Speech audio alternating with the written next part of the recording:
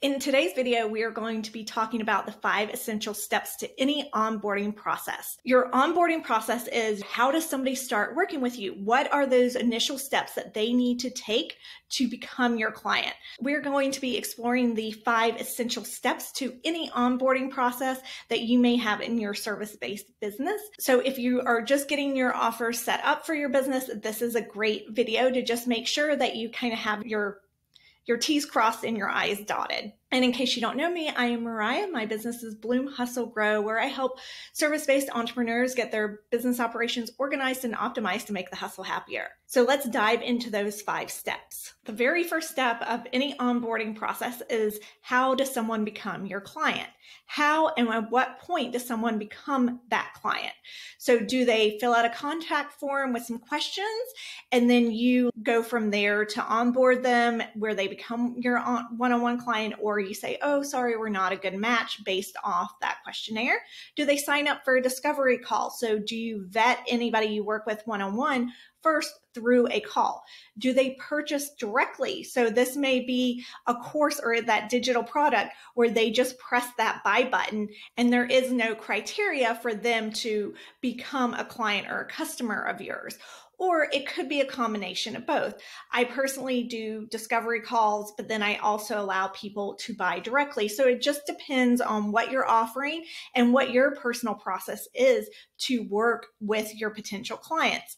A lot of times, if you're just starting out and you're really not sure about your clients and you are doing more in-depth one-on-one work, I would recommend doing some kind of discovery call so you make sure you're getting your best matches when you're bringing somebody on to work with you. So some factors to consider when you're picking what the process is: the price, the length of service, the complexity, because again, you don't want someone that you've never talked to who isn't a good fit buying like a $5,000 package with you where you're going to work with them for 3 or 6 months and you've never gotten to really vet them. You want to consider, what you're comfortable with, and then of course what your client is comfortable with. If they've never talked to you or really gotten to interact with you, they may have a harder time pressing buy on a high ticket item. It's the same considerations you have when you're working with somebody for a lot of money or for a long amount of time or really in depth, when you want to know the person a little bit more. So that discovery call may be an important part of your onboarding process.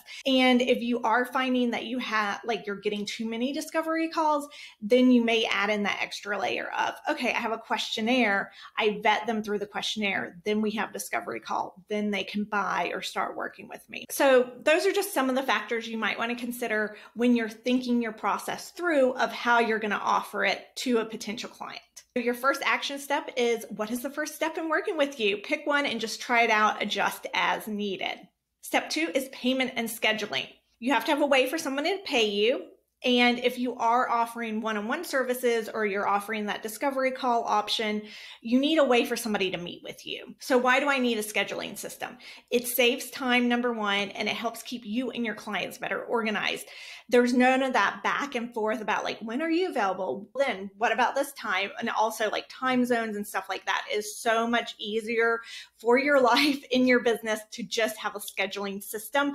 I promise you, your life is just going to be 1,000 times easier, and it's more professional, and people aren't going to get frustrated, especially if they aren't a paying client yet. If you're doing that discovery option, then they really need an easy way to say, okay, I'm really interested in this service. Let me go ahead and book a call with this person. The other thing is, even if you have a course or a membership or something, you probably want to have some kind of scheduling system in place in your business for networking or referrals or anything like that, where you do want to talk one-on-one with someone. Having that scheduling link is going to make your life so much easier, even if you're doing more of a passive income product.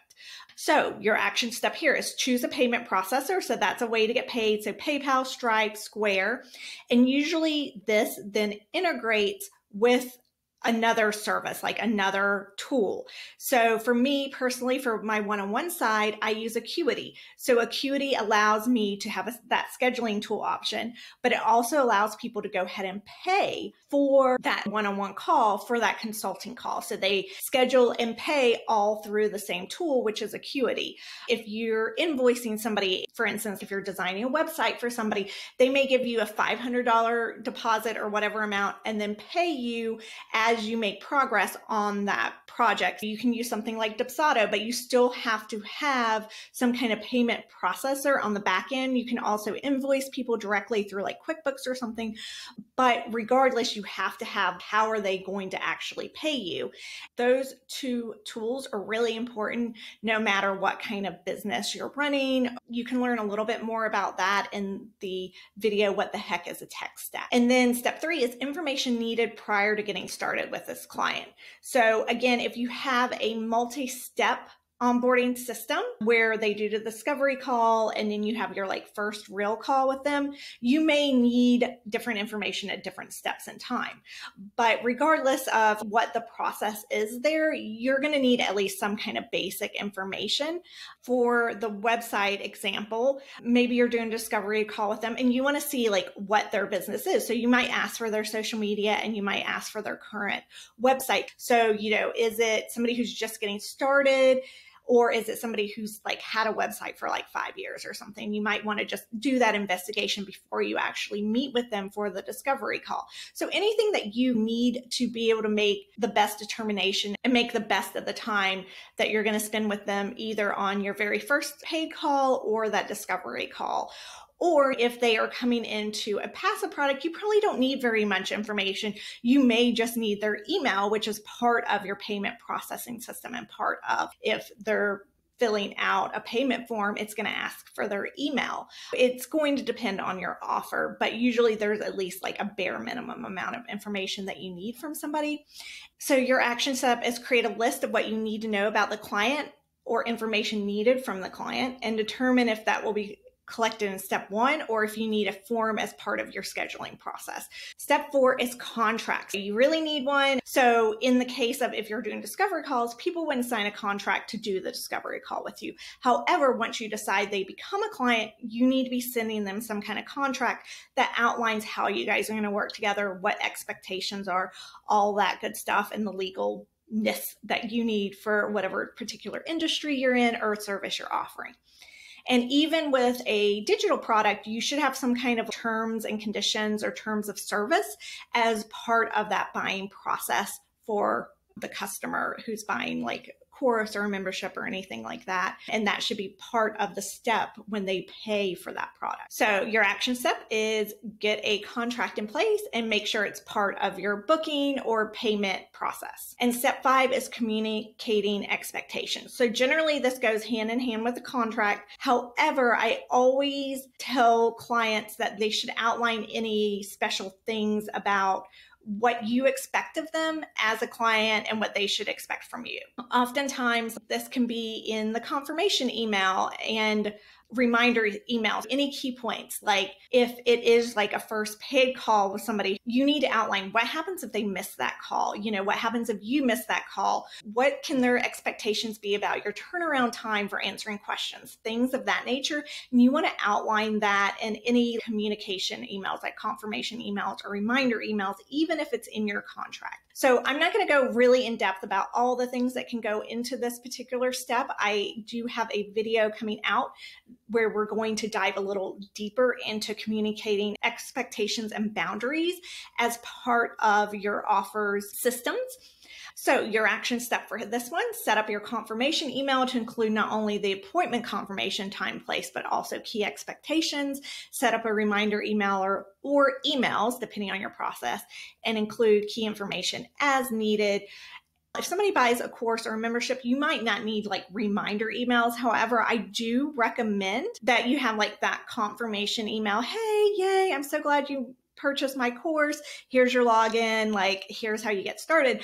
I also always have clients and myself do one more follow-up email and just say, hey, in case you didn't get my first email or you lost it or something, they just have a second chance to make sure to capture their login information and how to access that product that they just bought. If you are just getting started in your business and you need a little more help with getting some of these systems set up, I do offer a beginner course in Acuity.